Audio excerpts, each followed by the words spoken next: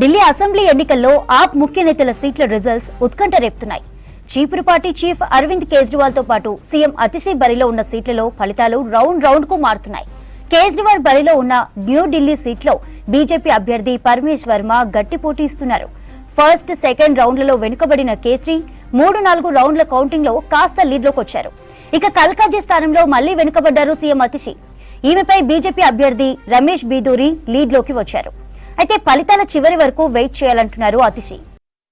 मुझे नहीं लगता है कि कालका जी के लोगों ने कहीं पे भी रमेश बिधूरी जी को पसंद किया। उनकी भाषा को लेकर शुरू से ही लोगों में गुस्सा और रोष था। हाँ ठीक है, धन और बल के दम पर उन्होंने बहुत से मेरे बोलिंग बूथ में कहूं उनको प्रभावित करने की कोशिश की। मैं फिर कह रही हूँ, केजरीवाल को हमेशा आदत है सबूतों के बिना झूठ बोलकर भागने की आदत है।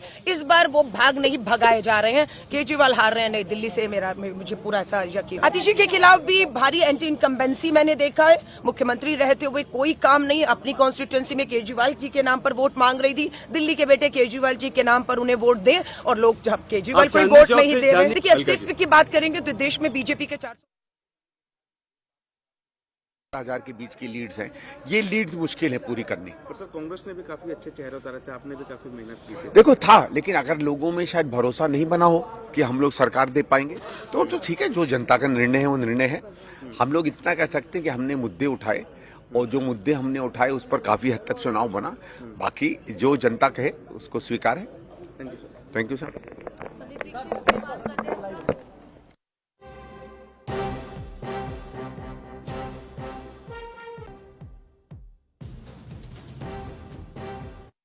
लिया यमुना को जो प्रदूषण मुक्त करने की बात है, हर एक चुनाव का इनका एजेंडा होता था। वायु प्रदूषण मुक्त कराना इनका हर एक चुनाव में एजेंडा था। एजेंडा नहीं बदला, लेकिन कोई इन्होंने वायदे पूरे नहीं किए। वही भारतीय जनता पार्टी पर लोगों ने इसलिए विश्वास व्यक्त किया क्योंकि हमने अगर कहा था 370-35 से हटेगा तो वो हटा। यानी जो हम कहते हैं वो करते हैं, और जो आम आदमी कहती है वो डेफिनेटली नहीं करती है।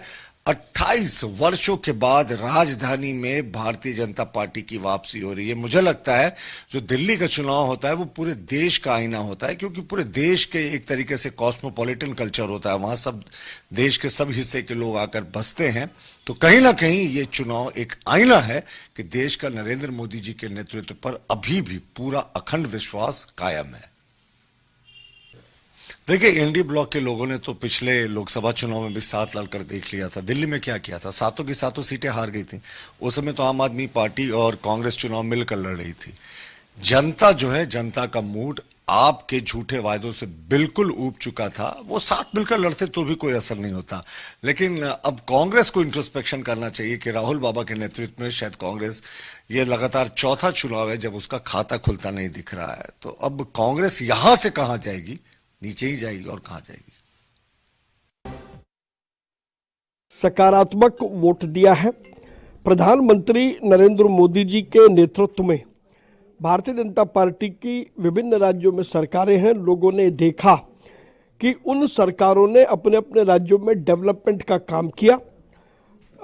जो संकल्प लिए थे, जो घोषणाएं की थी, उनको पूरा करने में कोताही नहीं बरती। और दूसरी तरफ अरविंद केजरीवाल, जिन्होंने 10 साल दिल्ली को मूर्ख बनाने के अलावा दूसरा कोई काम नहीं किया, दिल्ली की जनता ने दोनों में तुलना की और अपना मत और अपना समर्थन प्रधानमंत्री नरेंद्र मोदी जी को दिया, जिसके कारण से भारतीय जनता पार्टी आज दिल्ली में बड़ी सरकार बनाने जा रही है। और हम सब मोदी जी के नेतृत्व में दिल्ली में विकास की नई कहानी को लिखेंगे, ऐसा विश्वास हम सबको है। देखिए, बहुत साफ है, इंडी गठबंधन में ये दोनों पार्टियां एक साथ हैं। बाहर आकर के ये लड़ाई लड़ते हैं तो नूरा कुश्ती आपस में करते हैं। ये सोचते हैं कि जनता समझती नहीं है। जनता समझदार है, जनता समझती है। कार्रवाई होती है, तुरंत ही कार्रवाई होती है। पहले एक अन्य मार्ग में लोग कंप्रोमाइज करते थे कि अपराधियों से और विक्टिम से। आज वो नहीं हो रहा है। जहाँ कार्रवाई होती है घटना, तुरंत उस पर कार्रवाई होती है। आप देख रहे हैं जी कह रहे हैं कि बिहार को मुख्यमंत्री नहीं डीके चला रहे हैं। वो तो उनका जो बदलाना है बोलेंगे, और का विकास और यहाँ के बारे में थोड़े बोलेंगे। ठीक। सर कल प्रधानमंत्री से सर, मुलाकात में नहीं आप नहीं दिखाई दिए। आरजेडी सवाल कर रही है, आरजेडी पूछ रही है। लोकसभा में हमारा क्वेश्चन था, उसका हम रिव्यू कर रहे थे और वो लोग एक आवेग जाकर के मिल गए, तो हम रिव्यू करेंगे, क्वेश्चन का जवाब देंगे। चिंता हो रही है, अपोजिशन की चिंता बेकार है। हम लोग एनडीए में हैं, एनडीए एकदम पहाड़ और चट्टान की तरह एक है। पांचों पांडव मिलकर के बिहार में भी हम लोग 225 सीट लावेंगे। कोई नाराजगी नहीं है, कोई नाराजगी। कांटे की टक्कर है।